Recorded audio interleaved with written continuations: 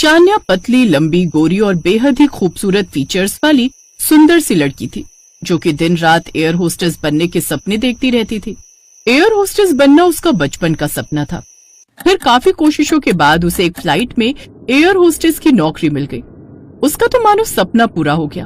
अब वो ज्यादातर घर से बाहर ही रहने लगी। वो देश विदेश घूमने लगी, जहाँ उसे बुरी आदतों की लत भी लग गई। अब जब भी वो छुट्टी पर घर आती, तब भी वो अपने दोस्तों के साथ रात रात भर पार्टी करती या लेट नाइट घर आती। उसकी इन आदतों से अब उसके माँ बाप परेशान होने लगे थे। एक रोज, सुनिए जी, अपनी सान्या अब बड़ी हो गई है। मुझे लगता है अब हमें उसकी शादी के बारे में सोचना चाहिए।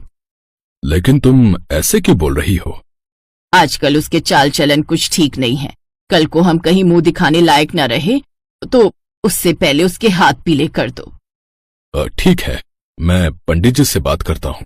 सान्या के पिता ने पंडित से कहकर लड़के वालों को घर पर बुला लिया। उसे देखने कुछ लड़के वाले आए।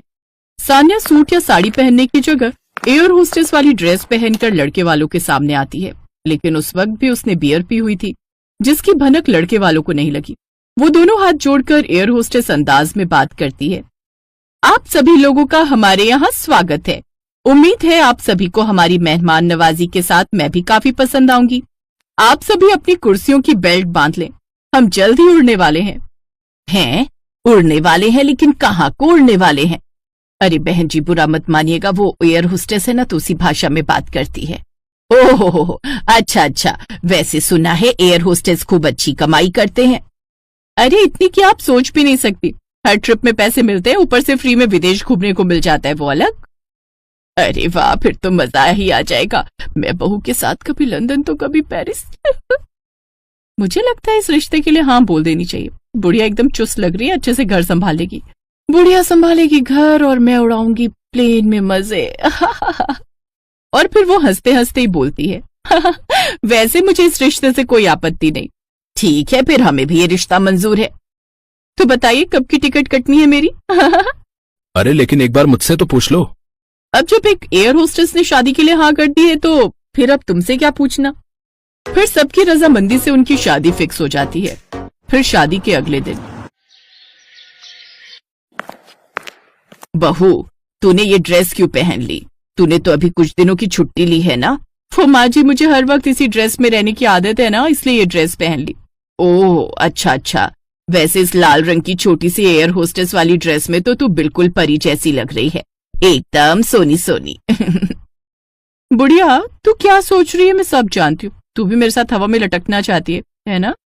अच्छा बहू, वो मेरा ना वैष्णो देवी जाने का बड़ा मन था, लेकिन ट्रेन से तो मैं कई बार गई हूँ, अब प्लेन से जाने का मन था। डोंट वरी माँ जी, मैं जल्दी आपकी टिकट करवा दूंगी। अच्छा, अब आप अपनी कुर्सी पर बैठ जाइए। मैं सबके लिए अपनी पहली रसोई में कुछ अच्छा सा बना कर लाती हूँ। वैसे क्या खाना पसंद करेंगे आप? ओफो सानिया डार्लिंग, तुम कुछ भी बना लो, हम सब कुछ खा लेते हैं। Okay, as you wish. कुछ देर बाद सानिया जल्दी से सबके लिए हलवा बनाकर लाती है और टेबल पर परोसती है।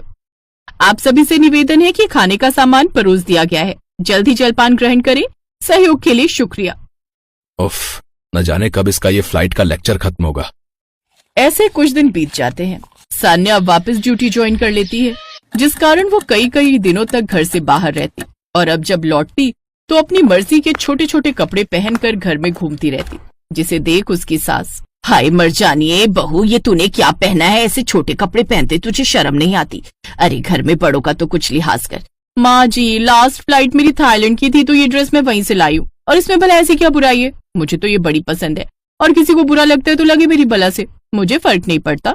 हाय देखो तो कैसी कैंची की तरह जुबान चलती है इसकी। हाँ चलती तो है, एयर होस्टेस हूँ मैं, कोई आम लड़की नहीं समझी जो आपके कहने पर चलूंगी। फिर रात को सान्या अपने पति के साथ कमरे में सो रही थी, तभी उसके फोन पर किसी का फोन आता है। मैं तुम्हें 2 मिनट में कॉल करती हूँ। तभी नींद से अंकुर भी जाग जाता है। क्या हुआ सान्या, तुम सोई नहीं? वो अंकुर क्या है ना, मुझे आसमान में रहने की आदत है ना, तो यहाँ नींद नहीं आ रही। मैं छत पर जा रही हूँ जहाँ खुला आसमान और बादल दिखे। लेकिन सान्या घरों में तो ऐसा ही होता है, और बाहर तुम्हें सर्दी लग जाएगी। अरे कुछ नहीं होगा, मैं चली, बाय। सान्या उसकी एक नहीं सुनती और जल्दी से कमरे से बाहर चली जाती है। जहाँ जाते ही वो अपने दोस्तों को कॉल करती है। हाँ मैं बस 10 मिनट में तैयार होकर आती हूँ। सान्या अपने दोस्तों के साथ बाहर घूमने चली जाती है। इस बात से अनजान अंकुर को यही लगता है कि वो छत पर है। अगली सुबह वो वापस घर लौटती है तो नशे में होती है। बहू, ये क्या हाल बना रखा है? और तूने पी रखी है? हाँ, पी रखी है बुढ़े, इससे तुझे क्या? बहू, ये कोई तमीज है बात करने की? ये क्या बदतमीजी है सानिया? चुप करो, तुम सब एक एयर होस्टेस से बात करने की तमीज नहीं है तुम्हें। तुम लोग को पता भी है एरोप्लेन में बैठने की टिकट कितनी महंगी आती है। लोग तो एक बार बैठने के लिए मरते हैं और मैं तो दिन में 2-3 बार घूमती हूँ। और माँ जी, मैं आपकी तरह खाना बनाने वाली औरत नहीं हूँ, समझी? और अंकुर, तुम्हारा वो जो कपड़ों की दुकान है उसके दम पर इतना मत उछलो। अपने माँ बाप की बेइज्जती देख सीधा साधा अंकुर भी आग बबूला हो जाता है और वो गुस्से में बोलता है, वो कपड़ों की दुकान नहीं, शोरूम है। यानी कि मेरी मेहनत से खड़ा किया मेरा बिजनेस, जिसे देखकर ही तुम्हारे माँ बाप ने तुम्हारी शादी मुझसे करवाई थी। अरे, हम लोगों की फ्लाइट में बड़े बड़े बिजनेसमैन जैसे कि माल्या से लेकर ललित मोदी तक आते होंगे, लेकिन भागने के लिए।